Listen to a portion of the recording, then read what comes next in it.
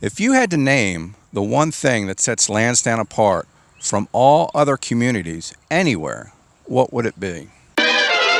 You got it, you Lansdowne history fans. These railroad tracks. The B&O laid the original tracks here in Lansdowne between January and May of 1830. Now this is a big deal. The B&O became the first common carrier railroad in the United States, and the first tracks for the B&O passed through Lansdowne, right here. To mark the beginning of the B&O, Charles Carroll broke ground and dedicated a ceremonial cornerstone on July the 4th, 1828. I am Charles Carroll of Carrollton.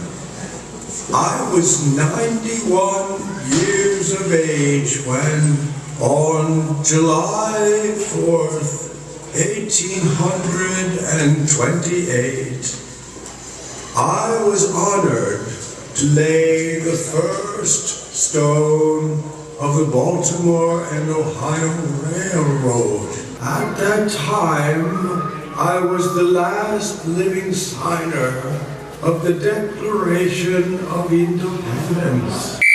Hold on, there's more to the story. While working on another project, I found an article from the Baltimore and Ohio magazine dated November 1925. Scrolling down the middle column, it reads, "The young man that dug the foundation for the cornerstone in July 1828 is living in Cumberland today.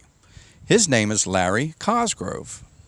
Lawrence, called Larry Cosgrove, was born in Ireland in 1810.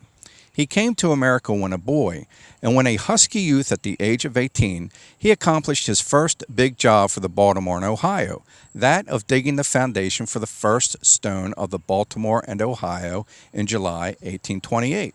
That's right, my great-great-great-grandfather created the foundation for the B&O Railroad cornerstone in July 1828. At the bottom of the page, it states, "The Cosgroves helped make Baltimore and Ohio history, and now a Cosgrove is helping record Lansdowne's history." As the B&O laid the original railroad tracks here in 1830, the area was not named Lansdowne. However, by 1835, the area we know as Lansdowne, meaning 1st through 5th Avenue, was named Brunswick. Farming took place during this era, and there were very few residents of Brunswick. On May the 5th, 1838, the name changed to Carsville.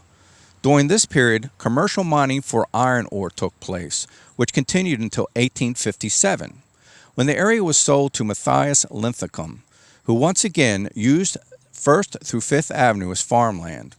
Then finally, on March 23, 1889, Matthias Linthicum sold his farm, and the area became Lansdowne, named in honor of William Petty, the Marquis of Lansdowne, born in Dublin and Prime Minister of England in 1782.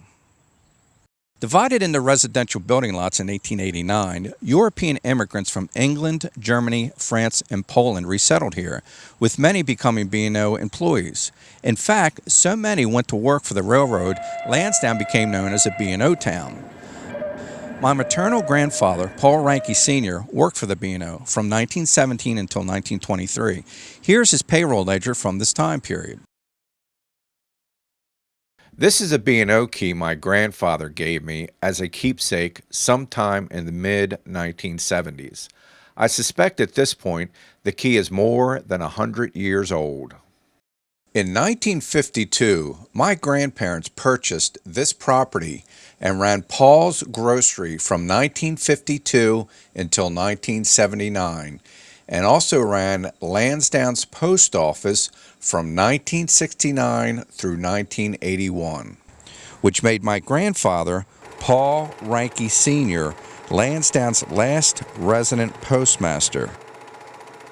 My grandparents purchased the property in 1952 from a man named Frank Dressata, who ran a meat market for quality meats. Now check this out.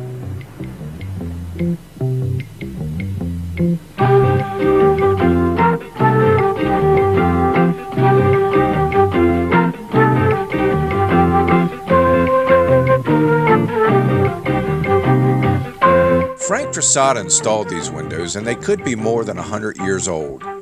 You can see them here in this 8mm film from 1970. Now let's close these windows up.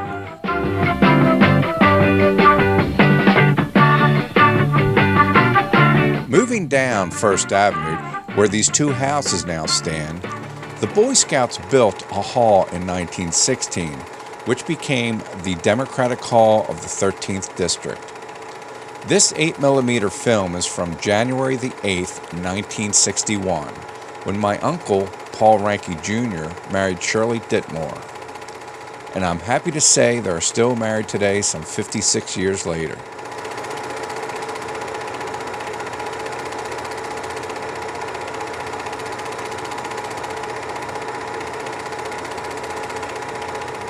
During the 1950s and 60s, many residents joined clubs like the Democratic Club.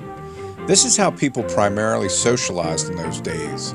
My grandfather, Paul Ranke Sr., became a member of the Optimist Club in 1965 and held a position on their board of directors. He also joined the Democratic Club and Lansdowne's Triangle Social Club, which is pictured here.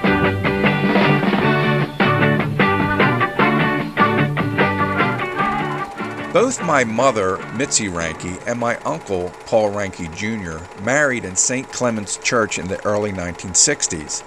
At the time, the original red brick church building, built in 1891, had become too dilapidated to be used.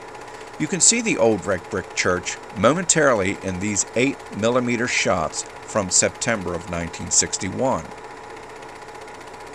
During this period, St. Clement's used part of this building for church services. Here are some pictures from my parents' wedding showing the interior during this era.